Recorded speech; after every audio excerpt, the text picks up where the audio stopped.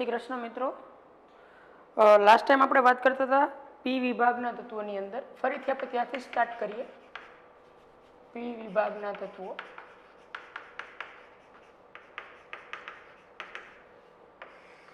Part 1 મતલબ કે સમૂહ નંબર 13 અને સમૂહ નંબર 14 ના તત્વો.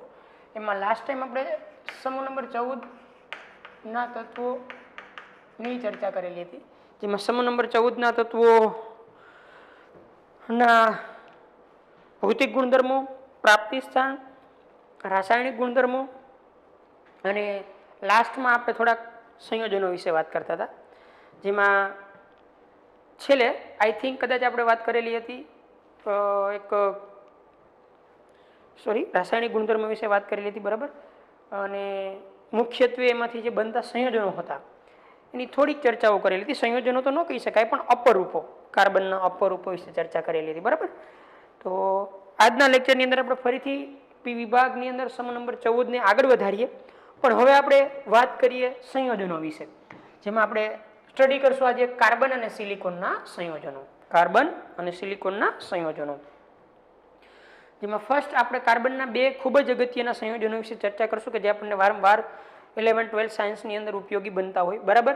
તો ફર્સ્ટ કાર્બનના સંયોજનોની અંદર આપણે વાત કરશું કાર્બનના બે ઓક્સાઇડ. કાર્બનના બે ઓક્સાઇડ, કાર્બન મોનોક્સાઇડ અને કાર્બન ડાયોક્સાઇડ. એમાં પહેલા આપણે ચર્ચા કરશું કાર્બન મોનોક્સાઇડ વિશે. કાર્બન મોનોક્સાઇડ કે જેનું અણુસૂત્ર છે મિત્રો CO. કાર્બન મોનોક્સાઇડ કે જેનું અણુસૂત્ર છે CO. આના વિશે આપણે ચર્ચા કરશું આજે, બરાબર. એમાં એક પછી એક વિગતો આપણે જોતા જઈશું કે ભાઈ કાર્બન મોનોક્સાઇડની અંદર આ વસ્તુ કેવી રીતના, આ વસ્તુ કેવી રીતના. ફર્સ્ટ સ્ટાર્ટિંગમાં તો આપણે મિત્રો તમે જાણો છો બનાવટ વિશે જ વાત કરતા હોઈએ કે કોઈ પણ સંયોજન હોય તે કાર્બનનું મતલબ કે કાર્બન ડાયોક્સાઇડ હોય કે કાર્બન મોનોક્સાઇડ હોય, આપણે પહેલા એની બનાવટની ચર્ચા કરીએ. તો બનાવટની અંદર પહેલી બનાવટ આપણે અત્યારે ચર્ચા કરીએ તો એમાં કાર્બનના સીધા જ O2 દ્વારા ઓક્સિડેશન થઈ, O2 વડે કે O2 દ્વારા રિડક્શન થઈ, ઓક્સિડેશન થી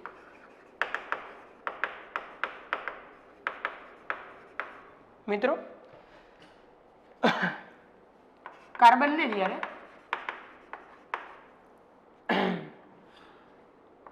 હવાની અથવા ઓક્સિજનની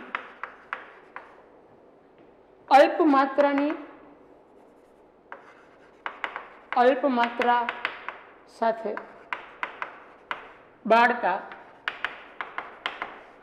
CO2 મળે, CO મળે અને અપૂર્ણ દહન કર્યું કહેવાય. ઇનશોર્ટ બીજું કાંઈ નથી, તમે કાર્બનનું અપૂર્ણ દહન કરો એટલે કે મર્યાદિત જથ્થામાં ઓક્સિજન પાસ કરો, મર્યાદિત જથ્થાના ઓક્સિજન સાથે ગરમ કરો કે મર્યાદિત જથ્થામાં હવા સાથે ગરમ કરો તો તમને કાર્બન મોનોક્સાઇડ મળે. જે કાર્બન સોલિડ હોય એની ઓક્સિજનની મર્યાદિત હાજરી તમે લ્યો તો તમને કાર્બન મોનોક્સાઇડ ગેસ મળે, બરાબર. પ્રક્રિયાને બેલેન્સ કરો એટલે આમ થાય. આ પહેલી જ બનાવટની પદ્ધતિ આપણે ચર્ચા કરી ગયા. સેકન્ડ કે નાના પાયે તમારે બનાવટ કરવી હોય તો તમે કાર્બન મોનોક્સાઇડની બનાવટ કેવી રીતના કરી શકો? નાના પાયે બનાવટ, બરાબર. નાના પાયે શુદ્ધ કાર્બન મોનોક્સાઇડ નું ઉત્પાદન, નાના પાયે શુદ્ધ કાર્બન મોનોક્સાઇડનું ઉત્પાદન, યાદ રાખજો અહીંયા શુદ્ધ શબ્દ યુઝ કર્યો નથી, શુદ્ધ કાર્બન મોનોક્સાઇડ બને, બરાબર. ફોર્મિક એસિડની સાંદ્ર H2SO4 સાથે ફોર્મિક એસિડની યાદ રાખવાનું સાંદ્ર H2SO4 સાથે 373 કેલ્વિન તાપમાને 373 કેલ્વિન તાપમાને નિર્જલીકરણ પ્રક્રિયાથી નિર્જલીકરણ પ્રક્રિયાથી કરવામાં આવે. નિર્જલીકરણ પ્રક્રિયા એટલે બીજું કાંઈ નહીં મિત્રો, પાણીનું દૂર થવું, H2O નું દૂર થવું અને નિર્જલીકરણ પ્રક્રિયા થઈ કહેવાય. આપણી આગળ ફોર્મિક એસિડ હોય, ફોર્મિક એસિડ એટલે HCOOH, આ ફોર્મિક એસિડ છે, બરાબર. આ ફોર્મિક એસિડનું તમારે કાંઈ નહીં કરવાનું, સાંદ્ર H2SO4 ની હાજરીમાં સાંદ્ર H2SO4 ની હાજરીમાં 373 કેલ્વિન તાપમાને હીટ કરવાનો. કેટલા કેલ્વિન તાપમાને? 373 કેલ્વિન તાપમાને. એટલે તમને એક તો મળશે કાર્બન મોનોક્સાઇડ અને એક મળશે પાણીનો અણુ. આ પાણીનો અણુ નીકળતો હોવાથી એને નિર્જલીકરણ પ્રક્રિયા કહેવાય. બરાબર? CO પ્લસ H2O આવી પ્રક્રિયા તમને મળશે. આ બીજી પ્રક્રિયા બનાવટ. પેલી સીધા જ ઓક્સિડેશનથી. આ નાના પાયા ઉપર બનાવટ કરવી હોય તમારે શુદ્ધ કાર્બન મોનોક્સાઇડની તો કેવી રીતના કરી શકાય? તો કે ફોર્મિક એસિડની મદદથી કરી શકાય. આપણે ત્રીજી બનાવટની પદ્ધતિ સમજીએ. સંયોજનો ખૂબ અગત્યના છે મિત્રો કાર્બનના. કાર્બન મોનોક્સાઇડ ને કાર્બન ડાયોક્સાઇડ. ઔદ્યોગિક સ્તરે આપણે કેવી રીતના બનાવટ કરી શકીએ એની વાત કરીએ.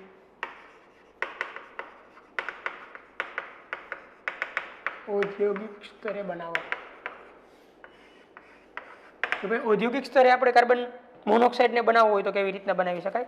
તો કે ઔદ્યોગિક સ્તરે ગરમ કરેલા કોક પરથી ઔદ્યોગિક સ્તરે ગરમ કરેલા કોક એટલે કાર્બનનો એક પ્રકાર છે. કોક પરથી ગરમ વરાળને પાણીની ગરમ વરાળને બરાબર પસાર કરતા CO અને H2 નું મિશ્રણ મળે છે. CO અને H2 નું મિશ્રણ મળે. મિત્રો આ મિશ્રણ છે એ જળવાયુ અથવા તો શ્વાસલેશિત વાયુ તરીકે ઓળખાય. જે મિશ્રણ જળવાયુ અથવા શ્વાસલેશિત વાયુ તરીકે ઓળખાય.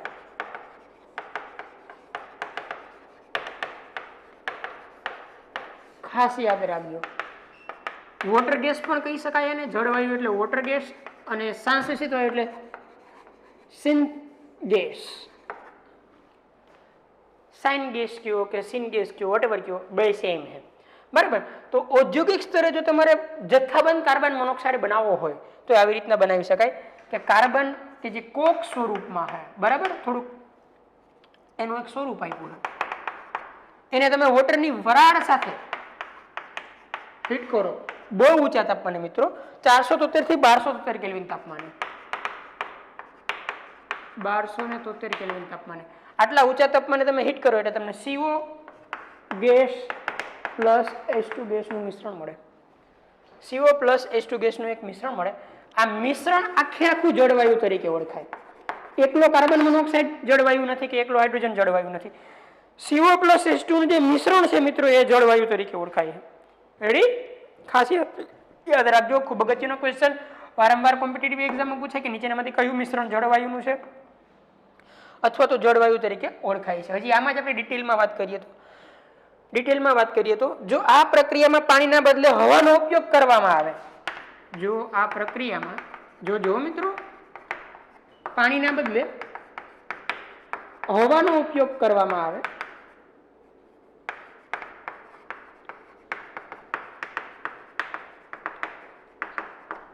તો CO અને N2 વાયુઓનું મિશ્રણ મળે જે ઉત્પાદક વાયુ તરીકે ઓળખાય.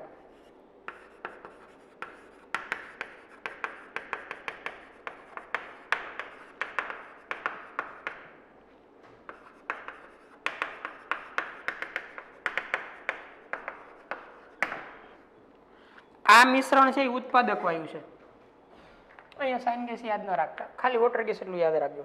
રેડી મિત્રો? મતલબ એવો કે જો અહીંયા તમે પાણીની વરાળ રાખી હતી એની જગ્યાએ તમે કોકને કોની સાથે ગરમ કરો મિત્રો? તો કે તમે એને ગરમ કરો હવે હવા સાથે. હવામાં તો ઓક્સિજન પણ છે અને નાઇટ્રોજન પણ છે, બે ગેસ આવેલા છે. બરાબર? 1273 કેલ્વિન તાપમાને તમે એને ગરમ કરશો 1273 જેટલા ઊંચા કેલ્વિન સુધી તો તમને CO પ્લસ N2 નું મિશ્રણ મળશે. આ છે એ ઉત્પાદક વાયુ છે. CO પ્લસ N2 નું જે મિશ્રણ છે મિત્રો એ ઉત્પાદક વાયુ તરીકે ઓળખાય. CO પ્લસ N2 નું મિશ્રણ, આ મિશ્રણ ઉત્પાદક વાયુ છે. આપણે પ્રક્રિયાને પૂરી કરીએ, બેલેન્સ કરીએ તો અહીંયા 2 આવશે મિત્રો, અહીંયા 4 આવશે, અહીંયા પણ 2 આવશે અને અહીંયા 4 આવશે. રેડી? એક વાત યાદ રાખવાની. હા, કોઈ આપણને પૂછે કે જળવાયુ અને ઉત્પાદક વાયુ ના ફોર્મમાં આપણને કાર્બન મોનોક્સાઇડ મળ્યો, એનો ઉપયોગ શું? તો આપણે એના થોડીક ઉપયોગની ચર્ચા કરીએ અત્યારે કે આ બે વાયુ મળ્યા એની ઉપયોગિતા શું, એની અગત્યતા શું. બરાબર? જળવાયુ અને ઉત્પાદક વાયુ યાદ રાખજો મિત્રો. CO+H2 હોય તો જળવાયુ, CO+N2 હોય તો ઉત્પાદક વાયુ. બરાબર? ભૂલાય નહીં, બે વારંવાર કોમ્પિટિટિવ એક્ઝામમાં પૂછાય છે. યસ, આ બંને પ્રકારના વાયુ મિશ્રણ ઔદ્યોગિક બળતણ તરીકે વપરાય. આ બંને પ્રકારના વાયુ મિશ્રણ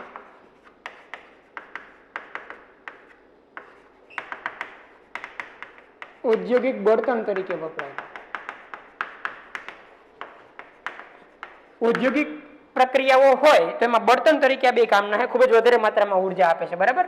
જળવાયુ અને ઉત્પાદક વાયુ. તેમાં રહેલ કારણ આપણે એ લખીએ કે તેમાં રહેલ કાર્બન મોનોક્સાઇડનું દહન થઈ CO2 બને અને ઉષ્મા ઉત્પન્ન થાય.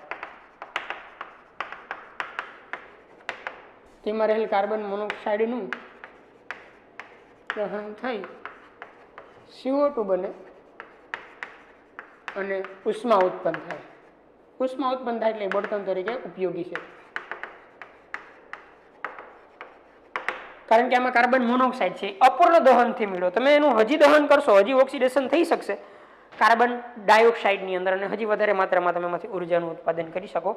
માટે મિત્રો તમે આ બે ગેસનો ઉપયોગ ઉદ્યોગોની અંદર બળતણ તરીકે કરી શકો, કારણ કે અહીંયા કાર્બન મોનોક્સાઇડનું દહન થાય ફરીથી કાર્બન ડાયોક્સાઇડ બનશે ને વધારે માત્રામાં ઉષ્મા મુક્ત થશે. તો મિત્રો આ જે આપણે ભણ્યા એ કાર્બન મોનોક્સાઇડની વિવિધ પ્રકારની બનાવટની પદ્ધતિઓ હતી અને એની ખાસિયતો અને ઉપયોગિતાઓ હતી. હવે આપણે કાર્બન મોનોક્સાઇડના ગુણધર્મ વિશે ચર્ચા કરીએ કે કાર્બન મોનોક્સાઇડ કેવા કેવા પ્રકારના ગુણધર્મો ધરાવે છે. બરાબર?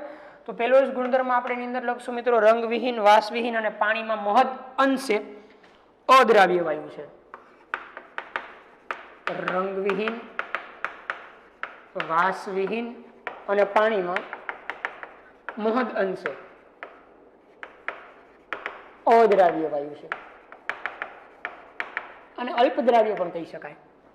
એને કોઈ રંગ નથી, એને કોઈ વાસ નથી અને પાણીની અંદર મહદ અંશે અદ્રાવ્ય છે, એટલે મોટા ભાગે અદ્રાવ્ય છે, થોડોક જ દ્રાવ્ય થાય અને અલ્પદ્રાવ્ય પણ તમે કહી શકો મિત્રો. રેડી?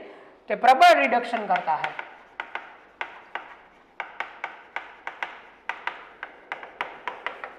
આ એક પોઈન્ટ થોડો અગત્યનો છે જે આપણે 12th માં પણ આનો ઉપયોગ કરશું. કાર્બન મોનોક્સાઇડ છે મિત્રો એ ખૂબ જ અગત્યનો પ્રબળ રિડક્શન કરતા है. બરાબર? પછી જો વાત કરવામાં આવે તો તે આલ્કલી અને આલ્કલાઇન અર્ધધાતુ તત્વો, આલ્કલી આલ્કલાઇન અર્ધધાતુ તત્વો, એલ્યુમિનિયમ અને બહુ થોડી સંક્રાંતિ ધાતુઓ સિવાયની અન્ય અને બહુ જ થોડી સંક્રાંતિ ધાતુ સિવાયની અન્ય ઘણી બધી કે મોટા ભાગની એવું પણ લખી શકાય, ઘણી બધી ધાતુઓના ઓક્સાઇડનું રિડક્શન કરી શકે છે. ઘણી બધી ધાતુઓના ઓક્સાઇડનું રિડક્શન કરી શકે છે. આ એમ કહેવા માંગે છે કે આલ્કલી ધાતુ દરેક, આલ્કલાઇન અર્ધ ધાતુ તત્વ દરેક, એલ્યુમિનિયમ અને થોડીક જ સંક્રાંતિ ધાતુને બાદ કરી નાખો તો મોટા ભાગની સંક્રાંતિ ધાતુના ઓક્સાઇડનું, બરાબર, આ મેટલનો ઓક્સાઇડ હોય તો એનું કાર્બન મોનોક્સાઇડ દ્વારા રિડક્શન થઈ જાય, મેટલ અલગ પડી જાય. બરાબર? આમાંથી બની જાય કાર્બન ડાયોક્સાઇડ. આવી પ્રક્રિયા આપે. અહીંયા મેં જનરલ ફોર્મ્યુલા લખ્યું. પાછા કોઈ એવું ન કહેતા કે સાહેબ +2 વાળો ઓક્સાઇડ હોય એનું જ નહીં, એવું જરૂરી નથી. ઓક્સાઇડ કોઈ પણ હોઈ શકે. બરાબર? આલ્કલીનો હોઈ શકે, આલ્કલાઇનનો હોઈ શકે અને મોટા ભાગની સંક્રાંતિ ધાતુ અમુકને બાદ કરતા એલ્યુમિનિયમ પણ આવી જાય એની અંદર. ના ઓક્સાઇડનું એ રિડક્શન કરીને મેટલને અલગ કરી નાખે, કાર્બન ડાયોક્સાઇડ બની જાય. અને ધાતુની શુદ્ધિકરણ પ્રક્રિયા પણ કહી શકાય અને અલગીકરણ પ્રક્રિયા પણ કહી શકાય કે ધાતુના ઓક્સાઇડમાંથી ધાતુને અલગ કરવા માટેનો ઉપયોગ કરી શકાય. રેડી મિત્રો? એક આ પોઈન્ટ યાદ રાખજો. બે ત્રણ પ્રક્રિયાઓ આપણે નીચે આપી છે. બરાબર? તેના આ રિડક્શન કરતા ગુણધર્મના કારણે ઘણી ઉપયોગી ધાતુઓના ઓક્સાઇડ અયસ્કમાંથી તેના આ રિડક્શન કરતા ગુણધર્મના કારણે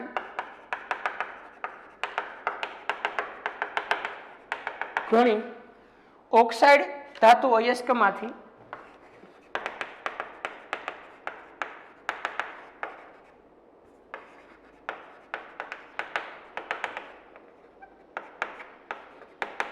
ધાતુના નિષ્કર્ષણમાં વપરાય.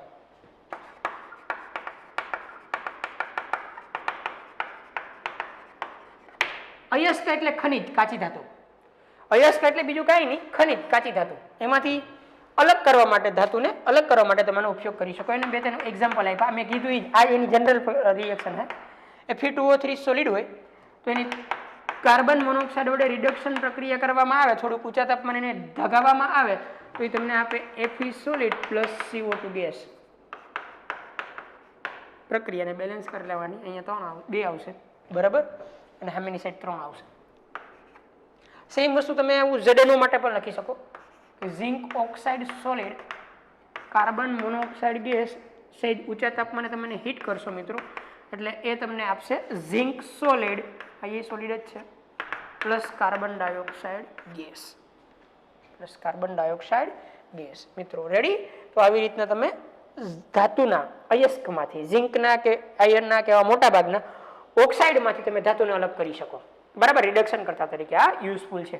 રિડક્શન કરતા થયો, બે પ્રક્રિયામાં રિડક્શન કરતા છે, કારણ કે +2 માંથી +4 માં કન્વર્ટ થાય છે. રેડી મિત્રો? એટલે ઓક્સિડેશન થયું, ઓક્સિડેશન થાય, રિડક્શન કરતા હોય. 12th ની અંદર આ પ્રક્રિયાઓ બેઠે બેઠી આપણે ભણશું. રેડી? પણ એક ગ્રાફ દ્વારા. અત્યારે આપણે સિમ્પલ પ્રક્રિયાઓ લીધી છે, તો એક આ પણ યાદ રાખજો. હજી આગળ આપણે થોડાક એના ઉપયોગોની ચર્ચા કરીએ, બરાબર. ઇલેક્ટ્રોન દાતા તરીકે ઉપયોગી છે મિત્રો. કાર્બન મોનોક્સાઇડ છે એ ઇલેક્ટ્રોન દાતા તરીકે પણ ઉપયોગી છે. હવે આપણે એનો ઉપયોગ લખશું ઇલેક્ટ્રોન દાતા તરીકે. ઇલેક્ટ્રોન ડોનર છે એ, બરાબર. એની અંદર શું વાત આવશે તો કે પહેલી વાત તો આ જ આવશે કે એ ઇલેક્ટ્રોન દાતા છે કે નહીં આપણે સમજવું તો પહેલા એનું બંધારણ સમજવું પડે. તો કાર્બન મોનોક્સાઇડ અણુનું બંધારણ આવું છે. બંધારણ carbon, oxygen, single bond, sigma, double bond, pi. In short પહેલા હું બંધારણ લખી નાખું. આમ આની આગળ એક ડોટ ઇલેક્ટ્રોનનું, આની આગળ એક ડોટ. ખરેખર આવું બંધારણ ધરાવે છે. ઇન જનરલ હકીકતમાં આવું બંધારણ છે. કાર્બન, ઓક્સિજન, ડબલ બોન્ડ આ એક છે એ સંવર્ગ સહસંયોજક બંધ છે. આ બંધના બે ઇલેક્ટ્રોન કાર્બનને ઓક્સિજન આપે છે, બરાબર. તો એક સિગ્મા બંધ છે અને 2 પાઈ બંધ છે, બરાબર. જેમાં એક સિગ્મા બંધ છે, પહેલો સિગ્મા બંધ છે અને બીજા 2 છે પાઈ બંધ છે. જેમાં એક સિગ્મા બંધ અને 2 પાઈ બંધ છે. એમાં એક પાઈ બંધ મિત્રો હકીકતમાં સંવર્ગ સહસંયોજક બંધ છે, જે તમે રાસાયણિક બંધનની અંદર ભણી ગયા છો અથવા તો ભણશો. રેડી મિત્રો? તો એક યાદ રાખજો કે આનું બંધારણ આ ટાઈપનું છે. હવે જુઓ,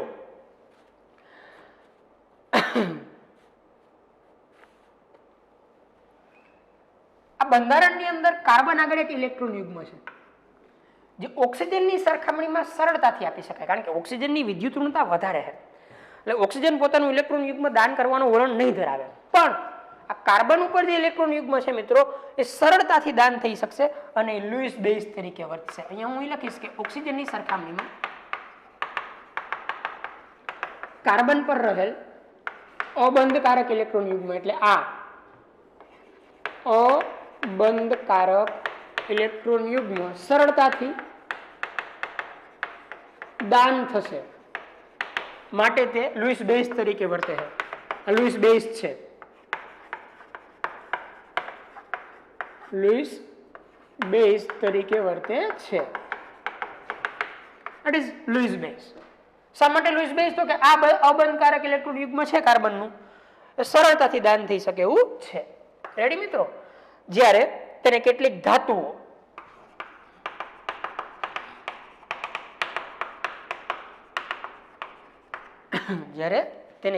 ધાતુઓ જેમ કે NiFe, Na છે, Fe છે, CO છે, કોબાલ્ટ, બરાબર. સાથે ગરમ કરવામાં આવે ત્યારે તે ધાતુ સાથે પ્રક્રિયાથી ધાતુ કાર્બોનિલ બનાવે.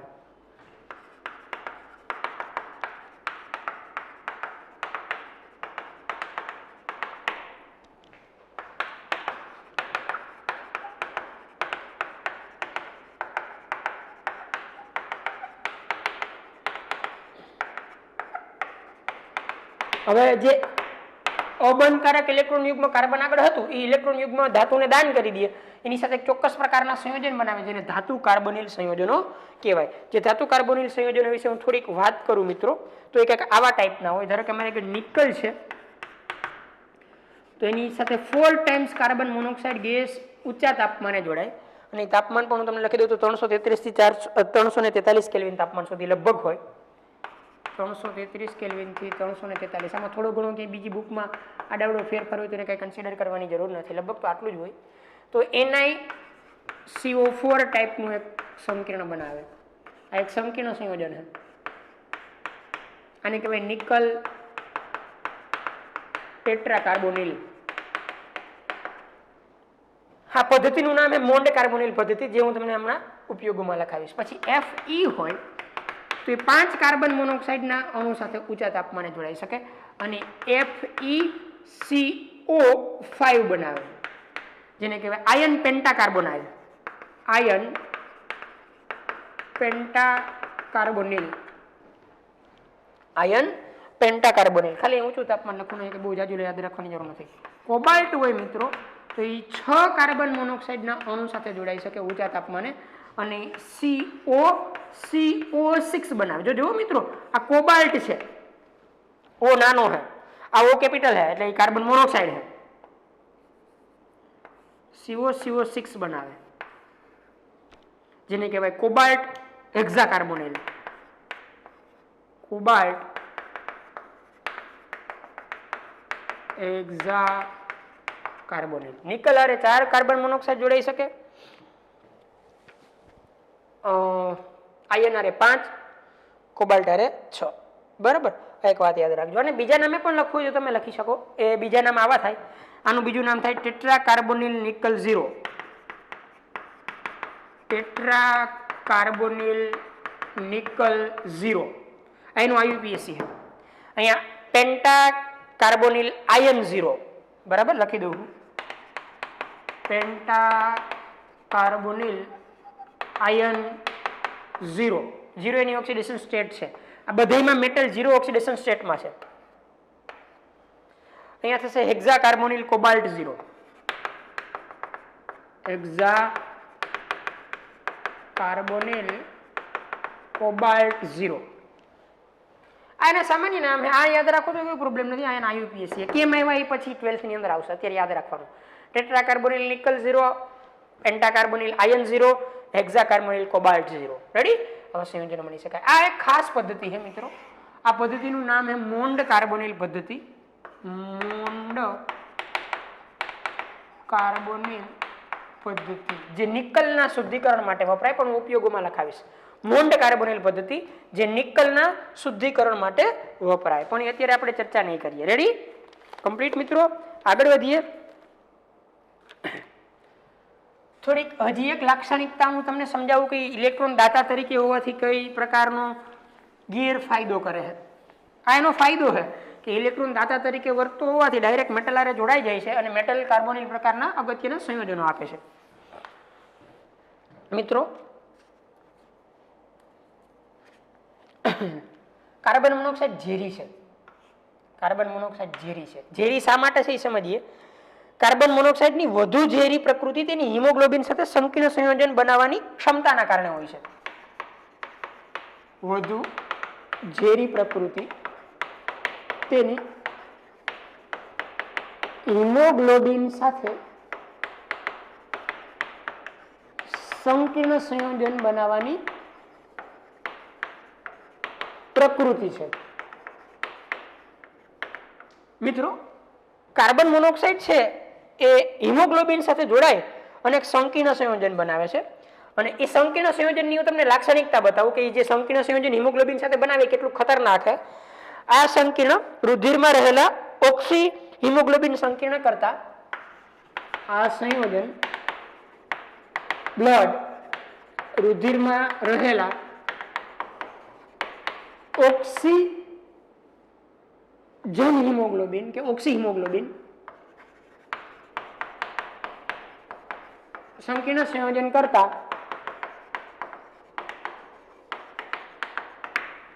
ઓક્સિજન અને હિમોગ્લોબિન નું એક સંકીર્ણ સંયોજન આપણા બોડીની અંદર હોય, બાયોલોજી વાળા જાણતા હશે બરાબર, એના કરતા 300 ગણું વધારે સ્થાયી હોય.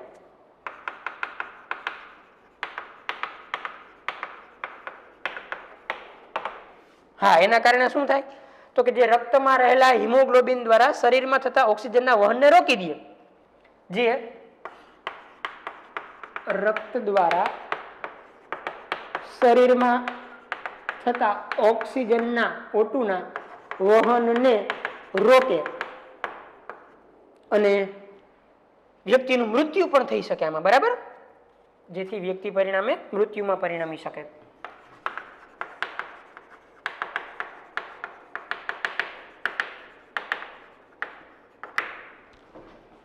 સમજાવું મિત્રો, આપણા શરીરની અંદર ઓક્સિજનનું જે વહન થાય એનું કારણ ઓક્સી હિમોગ્લોબિન સંકીર્ણ છે. આપણા શરીરમાં ઓક્સિજન હિમોગ્લોબિનની ઉપર બેસીને વિવિધ ભાગ સુધી પહોંચે. શુદ્ધ ભાષામાં કહું તો આમ, જે જરૂર હોય એની ઓક્સિજન હિમોગ્લોબિન ઉપરથી નીચે ઉતરી જાય. હું મારી ભાષામાં સમજાવું, બાયોલોજીની ભાષા આખી અલગ છે બરાબર. તો આ હિમોગ્લોબિન હોય એની સાથે ઓક્સિજન જોડાઈ જાય, જે શરીરમાં જરૂર હોય એની ઓક્સિજન પાછો છૂટો પડી જાય. પાછો હિમોગ્લોબિન હોય એ શું કરે તો કે બીજા ઓક્સિજનને શ્વાસોશ્વાસ મારફતે ટ્રાન્સપોર્ટેશનથી લઈ આવીને શરીરના વિવિધ ભાગ સુધી પહોંચાડે. પણ મિત્રો આ હિમોગ્લોબિન સાથે, હિમોગ્લોબિન એટલે બીજું કઈ નહીં, એફી, હિમોગ્લોબિનમાં એફી હોય, એની સાથે આ કાર્બન મોનોક્સાઇડ ઝેરી અસર નિપજાવે.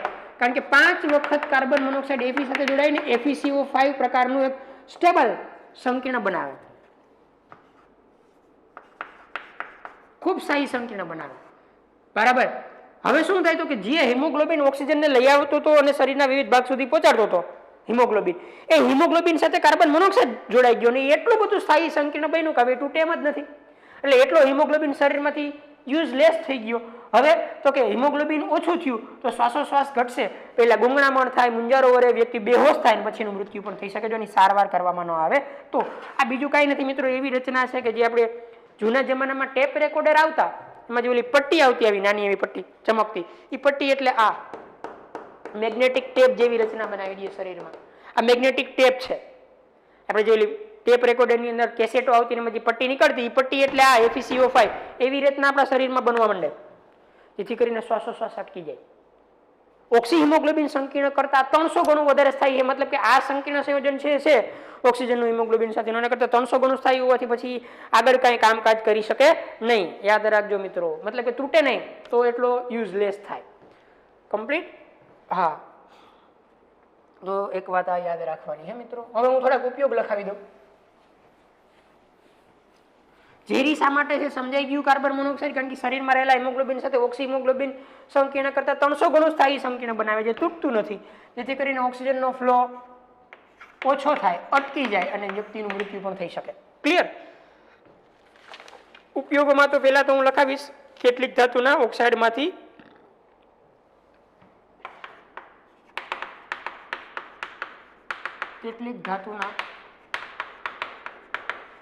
ઓક્સાઇડમાંથી ધાતુના નિષ્કર્ષણમાં મેં લખાયું આગળ, ખાલી અત્યારે હું યાદી કરું છું.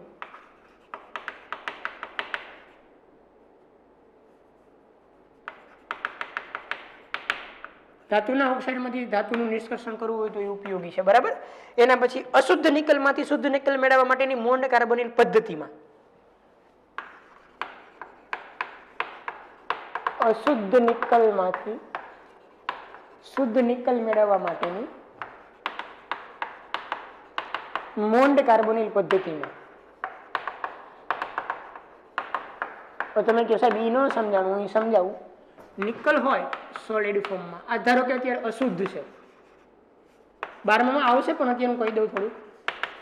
એ કાર્બન મોનોક્સાઇડ ગેસ સાથે જોડાય એટલે NiCO4 ટાઈપનું એક ગેસિયસ સંકીર્ણ બનાવે, જેને તમે ઊંચા તાપમાને હીટ કરશો. યા એક વાત ફાઇનલ કે આ પ્રક્રિયા કોણ કરી શકશે તો કે માત્ર નિકલ. અશુદ્ધિ હશે એ કાર્બન મોનોક્સાઇડ સાથે જોડાઈ શકશે નહીં, નિકલ જોડાશે. હવે તમે ઊંચા તાપમાને હીટ કરશો એટલે તમને ફરીથી નિકલ સોલિડ અને 4 ટાઈમ્સ કાર્બન મોનોક્સાઇડ ગેસ મળી જશે.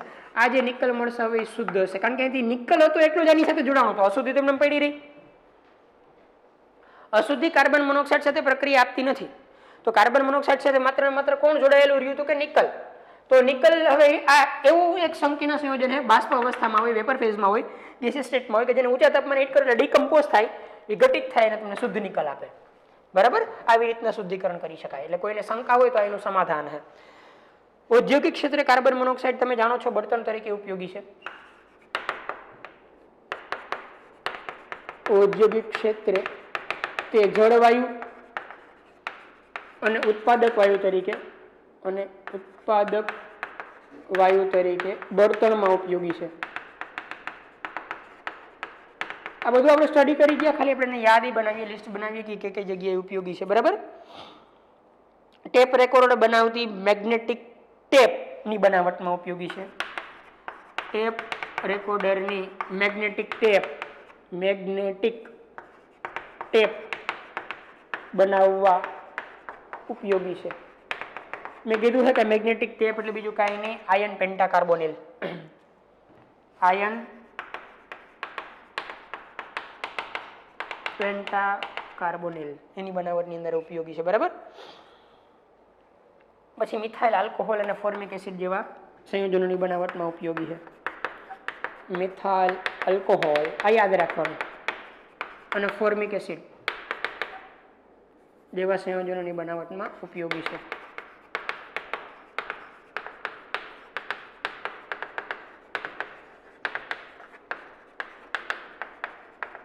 એ આગળ તમે ભણશો. બરાબર. તો અહીંયા કાર્બન મોનોક્સાઇડની વાત પૂરી થઈ મિત્રો. બહુ ડિટેલમાં સ્ટડી કર્યું આપણે કાર્બન મોનોક્સાઇડ. યાદ રાખજો, એમાંથી ક્વેશ્ચનો આવવાની પોસિબિલિટી પણ કોમ્પિટિટિવ એક્ઝામમાં વધારે હોય. બરાબર. કાર્બન મોનોક્સાઇડ કેવી રીતના બનાવી શકાય, એના ગુણધર્મો કેવાના, ઉપયોગ કયા, આપણે અત્યારે સ્ટડી કર્યા. રેડી? આગળ વધીએ. કાર્બન ડાયોક્સાઇડ વિશે વાત કરીએ. કાર્બન ડાયોક્સાઇડ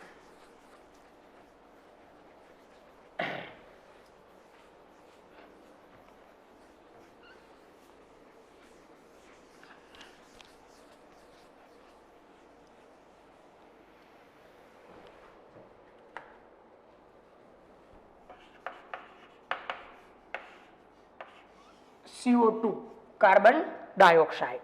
ક્લિયર મિત્રો? તો કાર્બન ડાયોક્સાઇડની અંદર આપણે વિગતવાર ચર્ચા કરીએ. ફરીથી કાર્બન મોનોક્સાઇડની જેમ જ આપણે પહેલા બનાવટ વિશે ચર્ચા કરશું કે ભાઈ કાર્બન ડાયોક્સાઇડ કેવી રીતના બનાવી શકાય, એની બનાવટની પદ્ધતિઓ કઈ, કેવી રીતના, વગેરે વગેરે. બરાબર. તો ફર્સ્ટ તો આપણે આ જ કહેશું કે કાર્બન અને કાર્બન ધરાવતા પદાર્થોનો કે બળતણોને કાર્બન ધરાવતા પદાર્થો કે બળતણને વધારે પ્રમાણમાં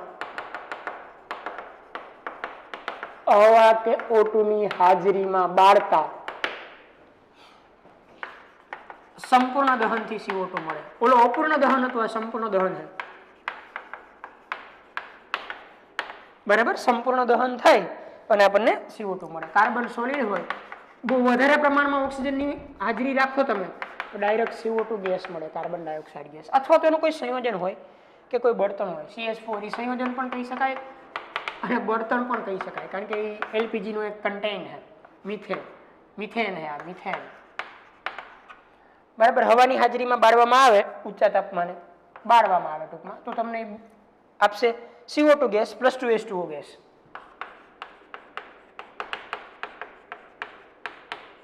CO2 gas plus 2H2O gas. બરાબર. આ પહેલી પ્રક્રિયા કે કાર્બન અથવા તો કાર્બન ધરાવતા સંયોજન કે બળતણને તમે ડાયરેક્ટ હવાની હાજરીમાં કે ઓક્સિજનની હાજરીમાં બાળો તો તમને સંપૂર્ણ દહન થઈને શું મળશે? CO2. અપૂર્ણ દહન થાય તો કાર્બન મોનોક્સાઇડ મળે મિત્રો, યાદ રાખજો. સંપૂર્ણ દહન થાય તો કાર્બન ડાયોક્સાઇડ મળે. પછી પ્રયોગશાળામાં કેવી રીતના બનાવી શકાય એની વાત કરું તો પ્રયોગશાળામાં બનાવટ મિત્રો, પ્રયોગશાળામાં CaCO3 ની મંદ HCl સાથેની પ્રક્રિયાથી પ્રયોગશાળામાં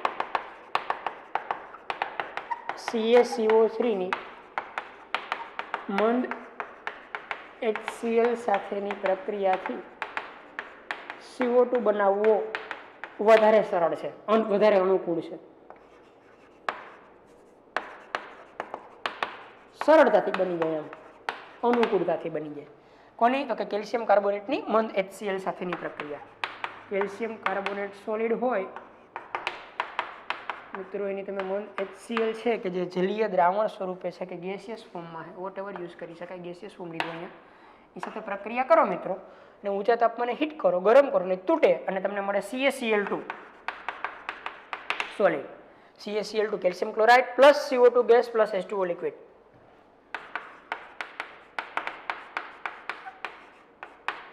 એટલા માટે સરળ છે કે આ લિક્વિડ છે બરાબર, એની અંદર કાર્બન ડાયોક્સાઇડ ડીઝલ થયેલો તમને થોડોક મળે બરાબર, અને CaCl2 સોલિડ છે એટલે સરળતાથી દૂર કરી શકાય. ત્રીજી પદ્ધતિ ઔદ્યોગિક સ્તરે ઉત્પાદન અથવા તો ઔદ્યોગિક બનાવટ. ઉદ્યોગોમાં જો જરૂરી હોય તો મોટા પ્રમાણમાં કેવી રીતના બનાવી શકાય? તો કે ઔદ્યોગિક સ્તરે ચૂનાના પથ્થરને ગરમ કરીને CO2 મેળવવામાં આવે. ઔદ્યોગિક સ્તરે ચૂનાના પથ્થરને ગરમ કરી અને CO2 મેળવવામાં આવે. સમજીએ. CaCO3 સોલિડ,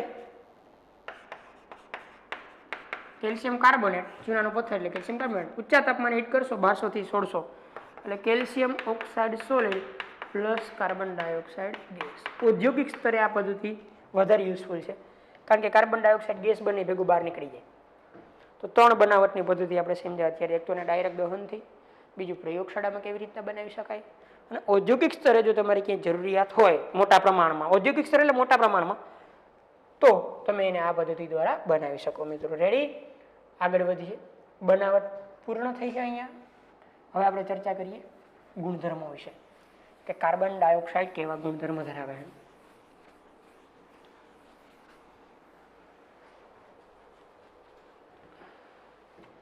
બરાબર, હવે આપણે ચર્ચા કરીએ ગુણધર્મો વિશે.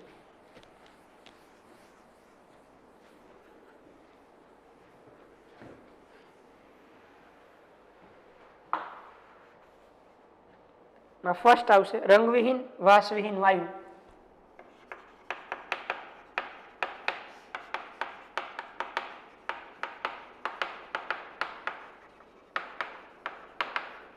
રંગવિહીન વાસવિહીન વાયુ પાણીમાં અલ્પદ્રાવ્ય.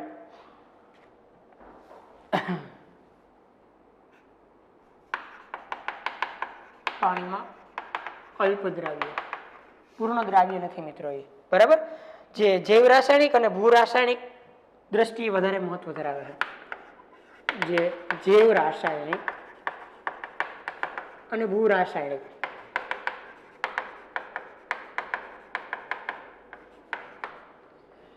દ્રષ્ટિએ વધારે મહત્વ ધરાવે છે.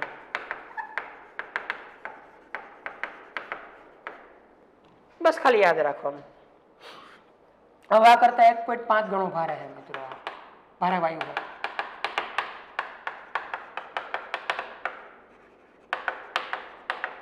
હવા કરતા 1.5 ગણો વધારે ભારે વાયુ છે આ. આગળ વધીએ મિત્રો. તે પાણી સાથે કાર્બોનિક એસિડ બનાવે. પાણીમાં જ્યારે દ્રાવ્ય થાય થોડોક, તો તે પાણી સાથે કાર્બોનિક એસિડ બનાવે, એટલે H2CO3, સાદી સોડા. કાર્બોનિક એસિડ એટલે સાદી સોડા H2CO3, જે નિર્બળ દ્વિબેઝિક એસિડ છે. આ જે છે આ એ જે નિર્બળ દ્વિબેઝિક એસિડ છે.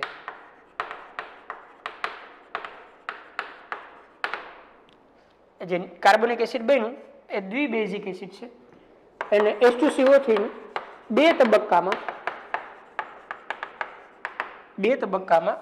વિયોજન થાય છે. સમજીએ. મતલબ કે દ્વિબેઝિક છે એટલે નિર્બળ તો ખરો જ, પણ 2 પ્રોટોન આપે છે. બરાબર, જેમ કે હું H2CO3 લઉં મિત્રો, એનું દ્રાવણ બનાવું, જલીય દ્રાવણ પાણીમાં, તો પેલા 1 પ્રોટોન આપે પ્રતિવર્તી પ્રક્રિયા દ્વારા. HCO3 -1 બને, અને છૂટો પડે H3O પ્લસ.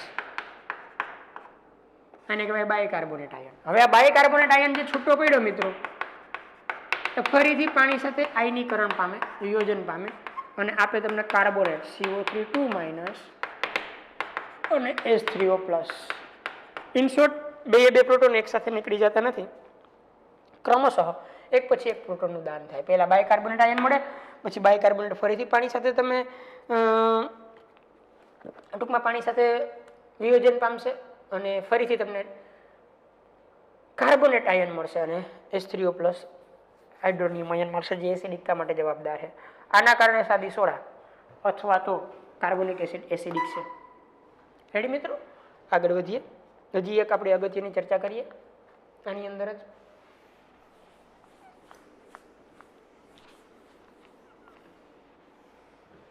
મિત્રો H2CO3 ઓબ્લિક HCO3 -1 મતલબ કે આ બંનેનું મિશ્રણ, કાર્બોનેટ બાયકાર્બોનેટનું મિશ્રણ બફર પ્રણાલી તરીકે નું મિશ્રણ, આ બેનું મિશ્રણ બફર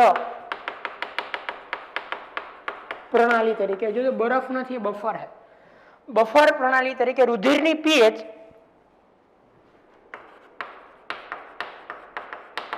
આપણી જે બ્લડ હોય એની પીએચ 7.26 થી 7.42 વચ્ચે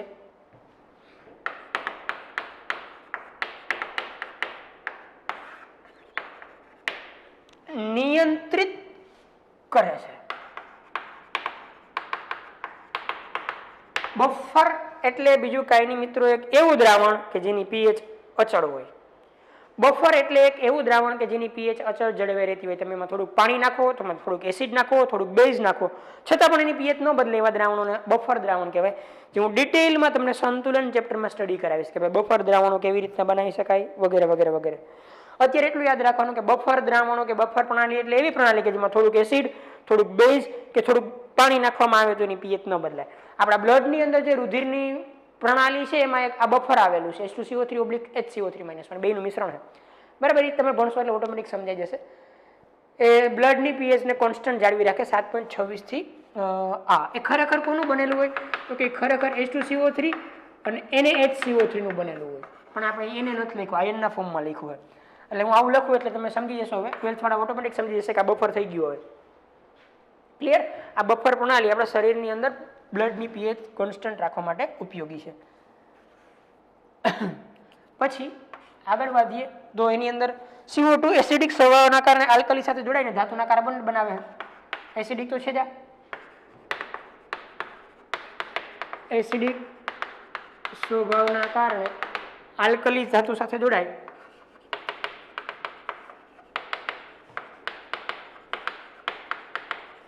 ધાતુ કાર્બોનેટ બનાવે છે. શું બનાવી દઈએ મિત્રો? ધાતુના કાર્બોનેટ બનાવી દઈએ. બરાબર, આગળ વધીએ મિત્રો. તમે જાણો છો કે વાતાવરણમાં CO2 0.03% કદથી હાજર છે. વાતાવરણમાં CO2 0.03% કદથી હાજર છે.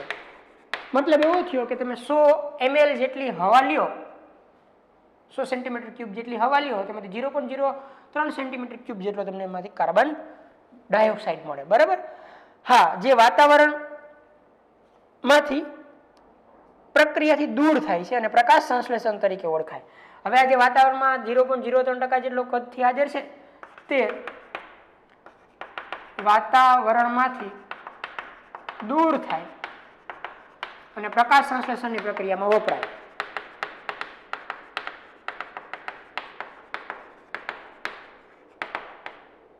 ખબર છે? પ્રકાશ સંશ્લેષણની પ્રક્રિયામાં કાર્બન ડાયોક્સાઇડ અને પાણીની મદદથી વનસ્પતિ પોતાનો ખોરાક બનાવે. બરાબર, અને આ પ્રકાશ સંશ્લેષણની પ્રક્રિયા એટલે શું? તો કે પ્રકાશ સંશ્લેષણની પ્રક્રિયા એટલે બીજું કાંઈ નહીં, લીલી વનસ્પતિ CO2 નો અને H2 નો ઉપયોગ કરીને ગ્લુકોઝ જેવા કાર્બોહાઈડ્રેટ બનાવે. આ પ્રકાશ સંશ્લેષણ એટલે શું? કે લીલી વનસ્પતિ CO2 અને H2O નો ઉપયોગ કરી પોતાનો ખોરાક એટલે કે ગ્લુકોઝ બનાવે, ગ્લુકોઝ બનાવે, અથવા ગ્લુકોઝમાં રૂપાંતરિત કરે. ગ્લુકોઝ એક કાર્બોહાઈડ્રેટ છે મિત્રો, કાર્બોહાઈડ્રેટ્સ. લીલી વનસ્પતિ જ આવું કરી શકે. એટલે વાતાવરણની અંદર જે CO2 છે એનું શોષણ કરી લે અને એ પોતાનો ખોરાક બનાવી દે, એટલે કે વાતાવરણમાંથી એનું પ્રમાણ ઘટાડે. વનસ્પતિ આપણે કહીએ કે ભાઈ વાવો, ઝાડ વાવો, વૃક્ષ વાવો, તો એ પ્રદૂષણ નથી ફેલાવતા. પ્રદૂષણ ફેલાતું અટકાવી શકાય, ઓછું કરી શકાય. કારણ આ કે વનસ્પતિના જે પાન છે લીલા, એ કાર્બન ડાયોક્સાઇડનું શોષણ કરી લઈને પોતાનો ખોરાક બનાવે. એટલે બે ફાયદા થાય, એક તો ખોરાક બને વનસ્પતિનો, પ્લસ પ્રદૂષણ ઓછું થાય. બરાબર. 6CO2 + 12H2O આ પ્રકાશ સંશ્લેષણ ફોટોસિન્થેસિસ ક્લોરોફિલની હાજરીમાં થાય, પ્રકાશની હાજરીમાં થાય. ક્લોરોફિલ રંજક દ્રવ્ય છે મિત્રો કે જે ઉદ્દીપક તરીકે વર્તે છે. C6H12O6 C6H12O6 ગ્લુકોઝ બનશે ખોરાક, પ્લસ છૂટો પડશે 6O2 + 6H2O. આ મેં ઓલી રેડોક્સ વાળી પ્રક્રિયા લખી કે 6 બાદ નથી કર્યા. એક્ઝેક્ટ પ્રક્રિયા કઈ છે એ લખી છે. પાછા એમને કહેતો સાહેબ 6 બાદ કરી નાખો ને, નહીં, મેં એક્ઝેક્ટ પ્રક્રિયા લખી. 12 પાણીના અણુ અને 6 પાણીના અણુ. રેડી મિત્રો. ક્લોરોફિલ ની હાજરીમાં પ્રક્રિયા થાય. ક્લોરોફિલ એક રંજક દ્રવ્ય છે અને આ પ્રક્રિયાથી જે વનસ્પતિ પોતાનો ખોરાક બનાવે એ પ્રાણીઓ અને મનુષ્ય માટે પણ ખોરાક તરીકે ઉપયોગી છે. બરાબર. ગ્લુકોઝ, ફ્રુક્ટોઝ વગેરે વગેરે વગેરે. મતલબ કે આ કામની પ્રક્રિયા છે. બે કામ થાય, ખોરાક મળે પ્લસ પ્રદૂષણ, કાર્બન ડાયોક્સાઇડનું પ્રમાણ વાતાવરણમાંથી ઓછું થાય. રેડી. આ એક ગુણધર્મ. એનાથી આગળ કાર્બનથી વિપરીત CO2 ઝેરી નથી. કાર્બન મોનોક્સાઇડ થી વિપરીત એટલે એનાથી વિરુદ્ધ ઝેરી નથી. કાર્બન ડાયોક્સાઇડ ઝેરી નથી, પરંતુ અશ્મિગત ઈંધણનું વધતું જતું દહન,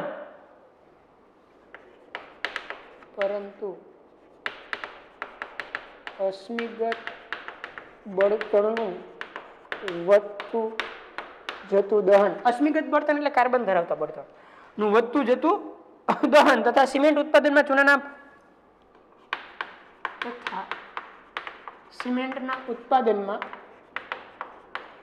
ચૂનાના પથ્થરની વિઘટન પ્રક્રિયા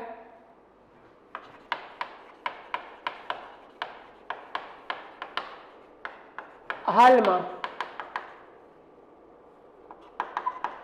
વાતાવરણમાં CO2 નું પ્રમાણ વધારે છે.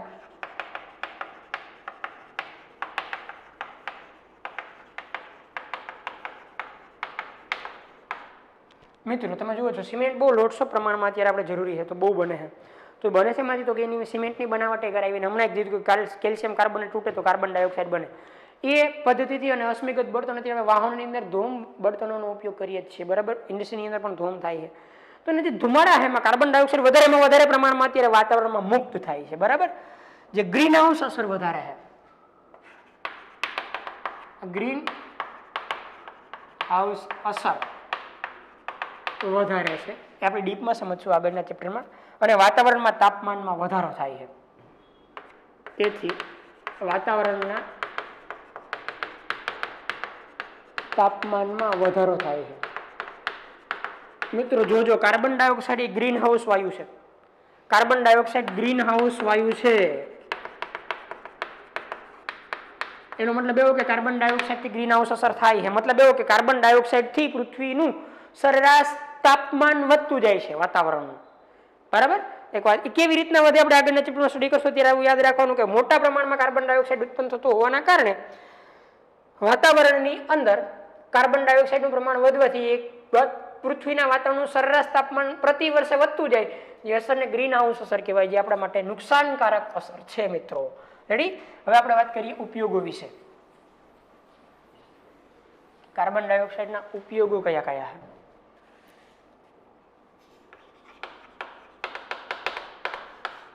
ફર્સ્ટ, સૂકા બરફમાં. બરાબર. હું તમને ઇન શોર્ટ લખાવું, તમે ડિટેલમાં બુકમાં આપ્યું ત્યાંથી લખી લેજો. મિત્રો, પ્રવાહીકૃત CO2 ઝડપથી વિસ્તરિત કરવાથી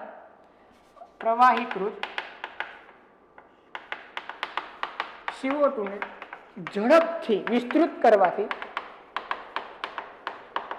ઘન CO2 મળે. ઘન CO2 મળે. ઘન સ્વરૂપનો તમને શું મળશે મિત્રો? CO2 મળે, જે સૂકો બરફ છે.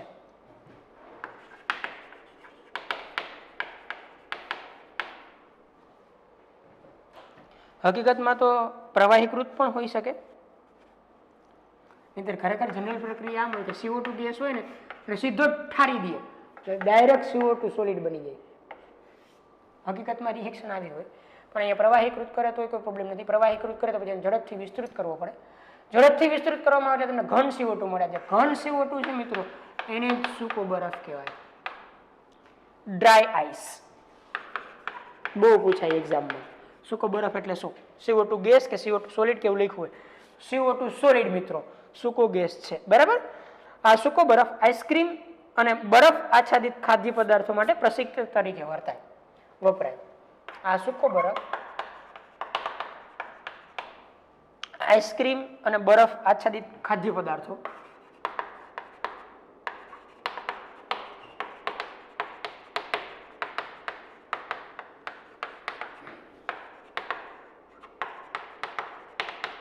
માટે પ્રશીતક તરીકે વપરાય. પ્રશીતક તરીકે વપરાય એટલે ઠંડો રાખવા. આઈસ્ક્રીમ ને જે ખાદ્ય પદાર્થોમાં બરફ આવતો હોય એને ઠંડા રાખવા માટે સૂકો બરફ ઉપયોગી છે, સૂકા બરફમાં રાખવામાં આવે. મિત્રો હા, સૂકા બરફનો એક બીજો ઉપયોગી કદાચ તમે લખજો. સૂકો બરફ છે એ ઓપરેશન થિયેટરમાં પણ કામનો છે.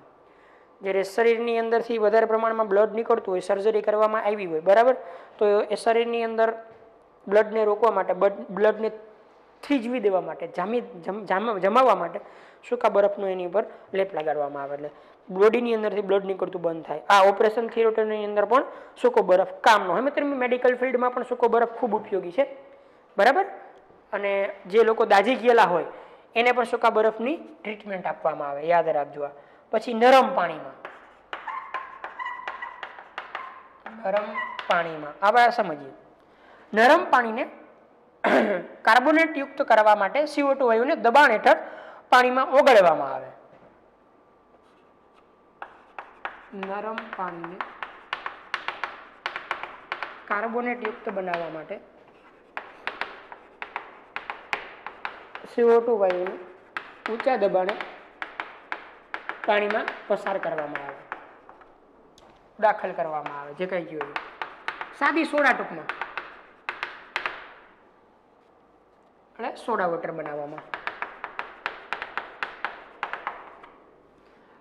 આપણે જે નરમ પાણી ભરેલું હોય, મતલબ કે શુદ્ધ પાણી બોટલની અંદર, એમાં ઊંચા દબાણે કાર્બન ડાયોક્સાઇડ પસાર કરો એટલે સાદી સોડા બની જાય. એટલે સાદી સોડાની બનાવટમાં ઉપયોગી છે, સોડા વોટરની બનાવટમાં.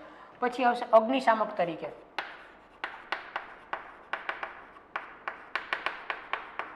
આ પણ મેં તમને ત્યારે કીધું હતું કે ભાઈ CO2 અગ્નિશામક તરીકે ઉપયોગી છે, ફાયર એક્સટિંગ્યુશર તરીકે.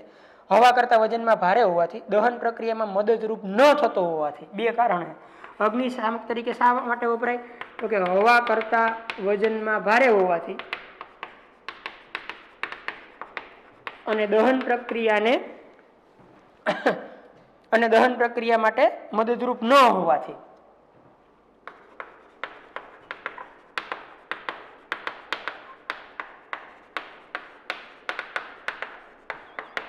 તે અગ્નિશામક તરીકે વપરાય.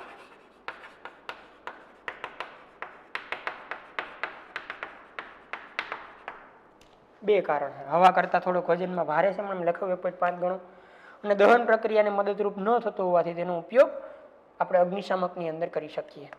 આગળ વધીએ. હજી એક બે ઉપયોગ લખીએ આપણે.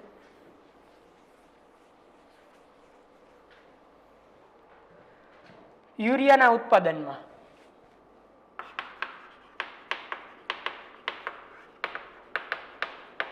મિત્રો, યુરિયાના ઉત્પાદનની અંદર અથવા તો રાસાયણિક ખાતરોના ઉત્પાદનની અંદર મોટા પ્રમાણમાં ઔદ્યોગિક સ્તરે CO2 નો ઉપયોગ થાય. લખી નાખજો. યુરિયા અથવા તો રાસાયણિક ખાતરના ઉત્પાદનમાં ઔદ્યોગિક ક્ષેત્રે મોટા પાયા પર CO2 વાયુનો ઉપયોગ થાય. રેડી? યુરિયા અથવા રાસાયણિક ખાતરના ઉત્પાદનમાં ઔદ્યોગિક સ્તરે CO2 નો મોટા પાયે ઉપયોગ થાય. રેડી? એક આ ઉપયોગ પણ લખી નાખજો મિત્રો. હવે આપણે આગળ વધીએ, બરાબર, અને થોડીક બીજી વાત કરીએ CO2 ના ઉપયોગો વિશે. તો એમાં એક ઉપયોગ આ પણ લખી શકાય કે કાર્બન ડાયોક્સાઇડનો ઉપયોગ ઇન્ડસ્ટ્રીયલ યુઝ તરીકે પણ થાય, પણ એનું અત્યારે જરૂર નથી, આપણે ચર્ચા કરીએ ડાયરેક્ટ આવીના બંધારણની. એ જ્યારે આગળ આવશે ત્યારે હું કહીશ. કાર્બન ડાયોક્સાઇડનું બંધારણ કેવા પ્રકારનું છે? તો મિત્રો કાર્બન ડાયોક્સાઇડના બંધારણમાં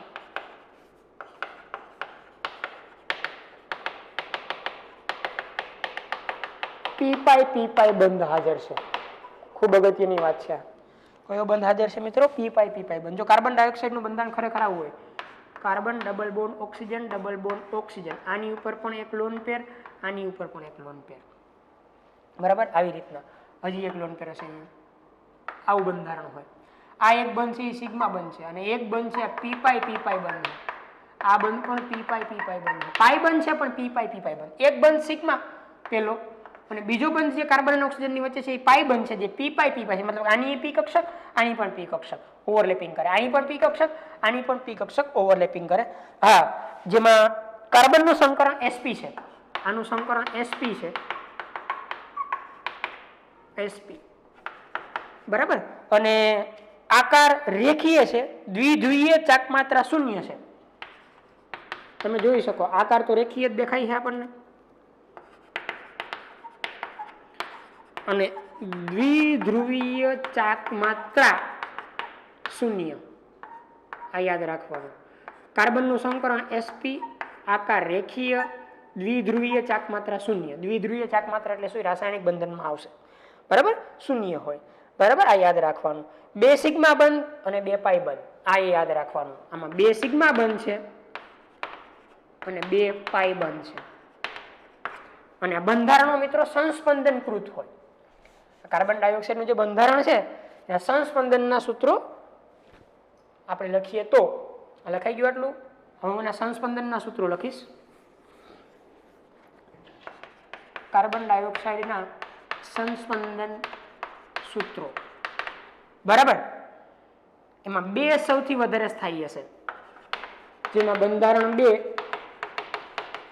સૌથી વધારે સ્થાયી છે. કયું બંધારણ 2 થશે એમને તમે સમજી જશો. એ આ જ carbon double bond oxygen, carbon double bond oxygen. આ સંસ્પંદન અત્યારે ન સમજાય તો કઈ નહીં, ખાલી લખવા ખાતર લખજો.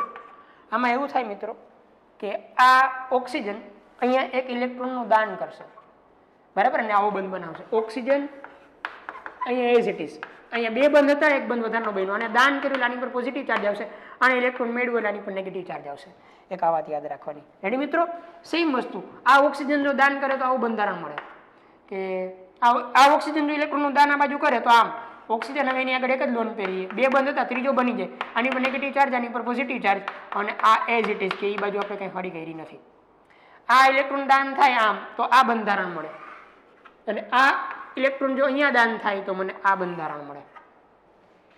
આ બંધારણ 1, આ બંધારણ 2 અને આ બંધારણ 3, એમાં 2 સૌથી વધારે સ્થાયી છે. અત્યારે યાદ રાખવાનું, જ્યારે તમે સ્ટડી કરશો પૂરેપૂરું ત્યારે સમજાઈ જશે, બરાબર? હા, અને આપણી ટેક્સ્ટ બુકની અંદર આ બંધારણ કંઈક આવું આપ્યું કે હવે શું તો કે આ નેગેટિવ ચાર્જ અહીંયા ટ્રાન્સફર કરીને આપ્યો, કારણ કે ટ્રિપલ બોન્ડ બનશે મિત્રો, એટલે કાર્બન 4 સંયોજકતામાં જ રહી શકે. એટલે એ શું કરશે તો કે ફટાફટ આ બંધને તોડી નાખશે અને બંધના ઇલેક્ટ્રોન ઓક્સિજનને મળી જાય. એટલે 2 પેર હતી, એક ત્રીજી પેર પણ એની આગળ આવી જાય, એની પર નેગેટિવ ચાર્જ આવે. સેમ વસ્તુ અહીંયા થાય કે 5 બંધ ન બનાવી શકે કાર્બન, એટલે આ બંધ તૂટી જાય, એના ઇલેક્ટ્રોન ફટાફટ કોને મળી જાય તો કે ઓક્સિજનને મળી જાય. ઓક્સિજન આગળ 2 પેર હતી ઓલરેડી, ત્રીજી પેર આવે એની પર નેગેટિવ ચાર્જ. ફાઇનલી આવા સ્ટ્રક્ચર મળશે. અત્યારે તમને નહીં સમજાય મિત્રો, ખાલી ગોખી નાખજો, યાદ રાખજો. ખાલી સંસ્પંદન કરાવશે સર ત્યારે તમને થઈ જશે. સમજાણું ને? પહેલા ઇલેક્ટ્રોન કાર્બન આગળ ટ્રાન્સફર થયું, પણ કાર્બન આગળ કેપેસિટી જ નથી 5 બંધ બનાવવાની, એટલે એક બંધ ફટાફટ તોડી નાખ્યો, ઇલેક્ટ્રોન કોને ટ્રાન્સફર કરી દીધા? ઓક્સિજનને. ઓક્સિજન ઉપર નેગેટિવ ચાર્જ, અહીંયા પણ ઓક્સિજન ઉપર નેગેટિવ ચાર્જ. 5 બંધ પહેલા બને પણ એ બંધ તૂટી જાય. મેં તમને પહેલા 5 બંધ વાળું બંધન બતાવ્યું, પછી ટેક્સ્ટ બુકમાં આપ્યું ડાયરેક્ટ કરી દીધું, કારણ કે ડાયરેક્ટ લખું તો તમને ખબર ન પડે. પહેલા ઇલેક્ટ્રોન કાર્બન આગળ આવે, કાર્બનની 5 બંધ બનાવવાની કેપેસિટી નથી, એટલે બંધ કોને મળી જાય? ઓક્સિજનને, કારણ કે ઓક્સિજનની વિદ્યુત ઋણતા કાર્બન કરતાં વધારે ખેંચી લે, અને છેલ્લે આપણને આવું બંધારણ મળી જાય મિત્રો. તો ઉપયોગો લખ્યા, બંધારણ લખ્યું, અને આપણે કાર્બનના 2 એવા ખૂબ જ અગત્યના સંયોજનો અહીંયા પૂરા કર્યા, કાર્બન મોનોક્સાઇડ અને કાર્બન ડાયોક્સાઇડ. રેડી મિત્રો? પ્રેક્ટિસ કરતા રહેજો. 2 ખૂબ જ અગત્યના છે એક્ઝામની દ્રષ્ટિએ, કાર્બન મોનોક્સાઇડ અને કાર્બન ડાયોક્સાઇડ. ફરીથી આપણે જ્યારે લેક્ચરમાં મળશું ત્યારે સિલિકોનના સંયોજનો વિશે વાત કરશું. તો આજે આટલું. પ્રિપેર કરતા રહેજો વધારે નેક્સ્ટ ટાઈમ.